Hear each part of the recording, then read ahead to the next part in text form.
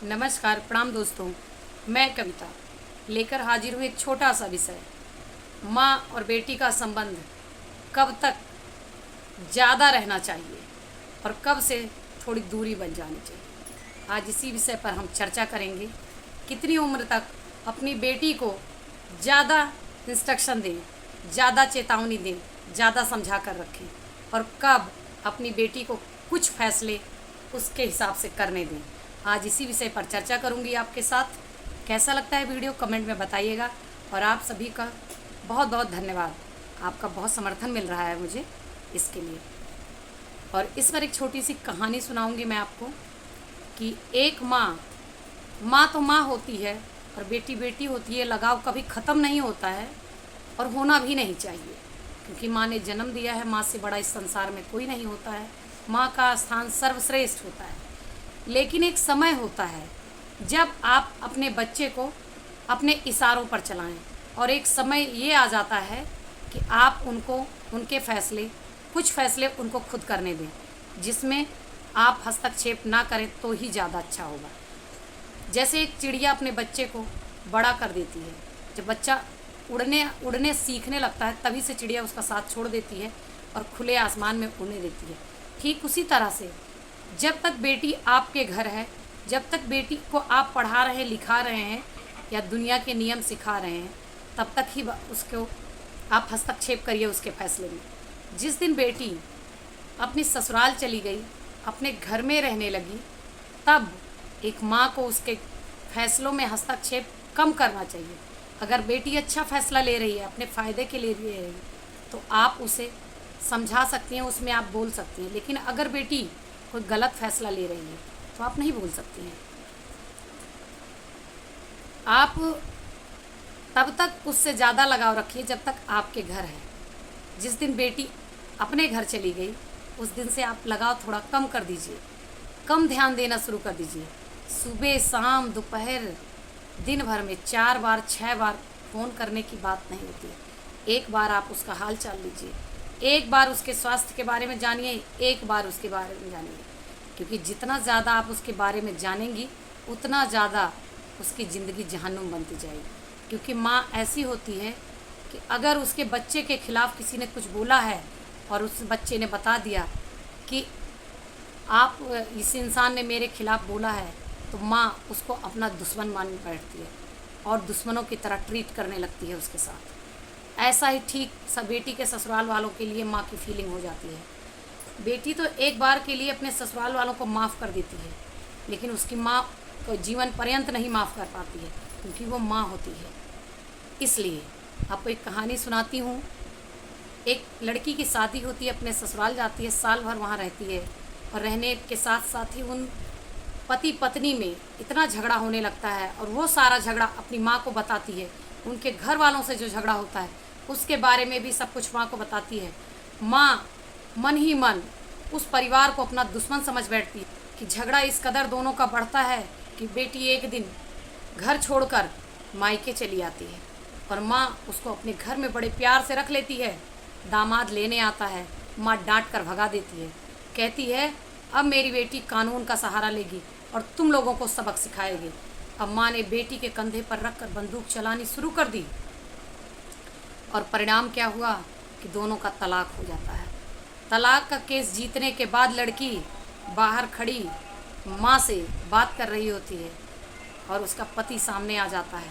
माँ कहती है बेटा उसकी तरफ मत देख, वो कमीना है, कमीने की तरफ मत देख। बेटी मुँह घुमा लेती है और कहती है माँ तुम अस्पताल जाओ, पापा भर्ती हैं, उनको देख के आओ, उनकी देख रेख करो, वहाँ कोई देख रेख करने वाला नहीं, मैं घर जाती हूँ। तो कहती है नहीं, तू घर नहीं जाएगी, अभी पहले तू अपनी ससुराल जा और सारा सामान ट्रक में लाद कर घर ले आ। ध्यान रखियो एक भी सामान टूटने न पाए, लेबर कर लेना, इन लोगों की मदद मत लेना बेटी, ये महाकमीने हैं। और दामाद वहीं खड़ा हुआ सुनता रहता है। उसको बहुत दुख होता है उस समय, क्योंकि उसकी तो गृहस्थी उजड़ चुकी होती है और लड़की भी बहुत भावुक रहती है, अपने पति को देख भी नहीं पाती, आंखों में आंसू आ जाते हैं। इतना समझाकर माँ चली जाती है तो लड़का आके बोलता है कि अभी भी तुमने मुझे माफ़ नहीं किया, मैंने तुम्हारी खुशी के लिए तुम्हें छोड़ दिया, तुम्हारे घर वालों की खुशी के लिए तुम्हें छोड़ दिया। कोई बात नहीं है, जो भी गलतियाँ मुझसे हुई उनके लिए माफ़ कर दो, और अब तो मुझे माफ़ी मिल जानी चाहिए। लड़की कहती है कि किस बात की माफ़ी, गलतियाँ मेरी भी तो थी। क्या तुमने अकेले झगड़ा किया था? झगड़ा मैंने भी तो किया था। तो कहें जब तुम्हें इस बात का एहसास था कि झगड़े में बराबर की भागीदार तुम भी थी, तो तुमने बात कोर्ट कचहरी तक क्यों पहुंचाई? कहीं कि मैं उस समय गुस्से में थी, मैं बात नहीं बर्दाश्त कर पाई, मैंने सारी बात माँ को बताई और माँ ने मुझे कोर्ट जाने की सलाह दी। तो दामाद कहता है कि तुम दूध पीती बच्ची तो नहीं थी ना, कि तुम्हारी माँ ने कहा कि तुम तलाक का मुकदमा दायर कर दो तो तुमने कर दिया। तो कहती है गलती हो गई, अब इस गलती को मैं कैसे भरपाई करूं? कहें अब तो इसकी भरपाई नहीं हो सकती है। फिर कहता है कि एक काम करो, सामान लेने चलो, और अभी मैं घर पे हूँ, तुम्हारा सामान भिजवा देता हूँ, आसानी होगी तुमको सामान ले जाने में। फिर कहती है नहीं नहीं, मैं अकेले आ जाऊँगी। कहें नहीं, आज तक तुम्हें कभी अकेले कहीं नहीं जाने दिया, अब कैसे जाने दूँगा? चलो सामान तो मेरे घर से तुम साथ में ही ले जाओ, मना मत करना। साथ जाते हैं दोनों, एक दूसरे को देखते देखते भावुक हो जाते हैं, क्योंकि वहाँ माँ नहीं थी।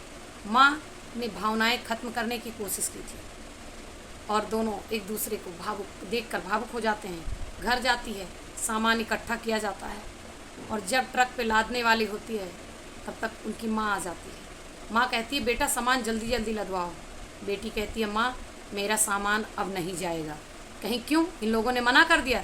कहीं नहीं माँ, मैंने मना कर दिया, क्योंकि झगड़ा मैंने भी किया था, गलतियाँ मेरी भी थी। तुमने सिर्फ इनकी गलतियाँ देखी और तुमने केस करवा दिया। तुमने कभी एक बार भी नहीं सोचा कि बेटी भी मेरी गलत हो सकती है, इसलिए आज ये बात यहाँ तक पहुँच गई। मैं अपने पति को छोड़कर, अपना घर छोड़कर कहीं नहीं जा सकती हूँ। इतना सुनने के बाद पति भी भावुक हो जाता है। कहता है अगर तुम चाहती हो कि हमारा तलाक ख़त्म कर दिया जाए और हम फिर से शादी कर लें, तो चलो अभी हम खुशी से फिर से शादी कर लेते हैं। और दोनों मंदिर जाते हैं, फिर से शादी करते हैं, कोर्ट का कागज़ फाड़ कर फेंक देते हैं और माँ को वहीं से लौटा देते हैं। और बेटी ने साथ में नसीहत में कहा माँ तुम मेरी माँ हो, मैं तुम्हें छोड़ नहीं रही हूँ, लेकिन अब मुझे तुम सिर्फ दिन में एक बार याद करोगी, मेरे ऊपर क्या बीत रही है उसे नहीं पूछोगी। इतना कहकर माँ को विदा कर देती है। इसीलिए कहा जाता है कि कभी कभी बच्चों को उनके फैसले करने दीजिए, क्योंकि जब एक उम्र होती है बच्चे की, और जब बच्चे बड़े हो जाते हैं तो कुछ फैसले वो आपसे बेहतर कर सकते हैं, क्योंकि आप उनके प्यार में अंधे होकर फैसला गलत कर सकते हैं, लेकिन उनको पता होता है कि क्या करने से उनका भला होगा। वीडियो कैसी लगी कमेंट में बताइएगा। अगर बेटी है तो बेटी से एक बार खबर लो, 10 बार नहीं, क्योंकि बेटी का रिश्ता बनने से ज़्यादा आपके हस्तक्षेप की वजह से उलझ सकता है। धन्यवाद।